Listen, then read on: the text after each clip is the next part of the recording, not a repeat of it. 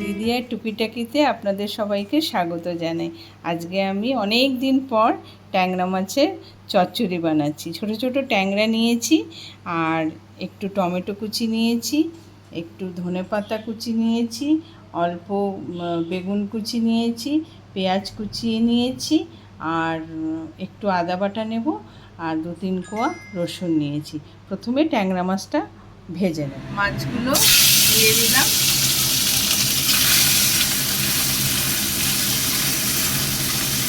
অল্প অল্প করে মাছগুলো ছাড়ছি এবং এই মাছগুলো একটু হালকা করে ভেজে নেব, খুব কড়া ভাজবো না। এই মাছ ভাজার তেলেই হালকা করে বেগুনগুলো ধুয়ে রেখেছিলাম, এখন নুন হলুদ একটু দেবো, দিয়ে বেগুনগুলোকে ভেজে নেব।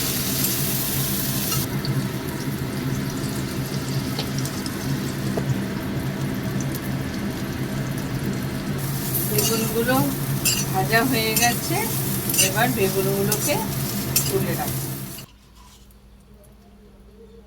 একটু তেল দিলাম, তার মধ্যে অল্প একটু কালো জিরে দিলাম ফোড়নে। এবার কুচনো পেঁয়াজগুলো দিয়ে দিলাম। এবার ভালো করে নাড়াচাড়া করে একটু হালকা করে ভেজে নেব। এখানে পেঁয়াজ হালকা ভাজা হয়ে গেছে, এবার কুচনো টমেটোগুলো দিয়ে দিলাম। টমেটো আর পেঁয়াজ ভাজা ভাজা হয়ে গেছে, এবার যে মশলাটা গুলে রেখেছি, হলুদ, লঙ্কার গুঁড়ো, রসুন বাটা, ওটা এর মধ্যে দিয়ে দেব।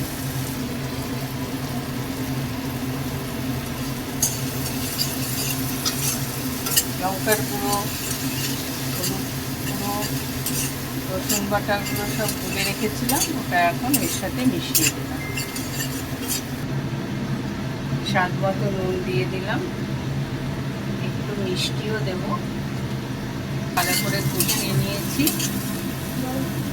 মশলাটা ভালো করে কষিয়ে নিয়েছি। এবার বেগুনগুলো, যে ভাজা বেগুনগুলো ছেড়ে দেব। এবার এটার সাথে ভালো করে মাখিয়ে নিয়ে 3 মিনিট একটু নাড়াচাড়া করব। আপনারাও বাড়িতে করে দেখবেন, দারুণ টেস্টি হয় খেতে। মশলাটা ভাজা ভাজা হয়ে গেছে, তেলও ছেড়ে এসছে। এবার মাছগুলো দিয়ে দেব। মাছগুলো দিয়ে ভালো করে নাড়াচাড়া করব। মাছটাকে ভালো করে নাড়াচাড়া করে নিলাম মশলার সাথে, অল্প অল্প তেল ছাড়ছে। এবার একটু এটাকে সেদ্ধ করার জন্য একটু গরম জল দিচ্ছি। আপনারা গরম জল দিলে একটু স্বাদটা ভালো হয়, যে কোনো রান্নাতেই গরম জল দেবেন, স্বাদটা একটু অন্যরকম হয়। এরপরে আমি এর মধ্যে একটু ধনেপাতা আর চেরা কাঁচা লঙ্কা দিয়ে দেব।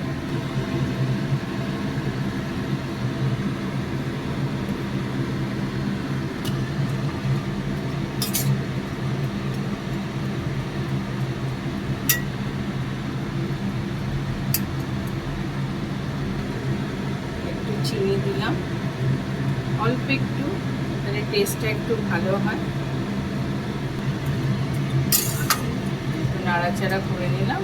এবার এটাকে একটু, মাছটা একদম সুন্দর সেদ্ধ হয়েছে এবং খুব সুন্দর একটা গন্ধ বেরিয়েছে। মাছটা তৈরি হয়ে গেছে চচ্চড়ি। এবার আমি ওটাকে বাটিতে সার্ভ করব। আমার ট্যাংরা মাছের চচ্চড়ি রেডি। দারুণ হয়েছে দেখতে। আপনারাও বাড়িতে বানিয়ে দেখুন, আপনাদেরও খুব ভালো লাগবে, ভীষণ সুস্বাদু লাগে খেতে। এটা দিয়ে এক থালা ভাত খাওয়া যায়।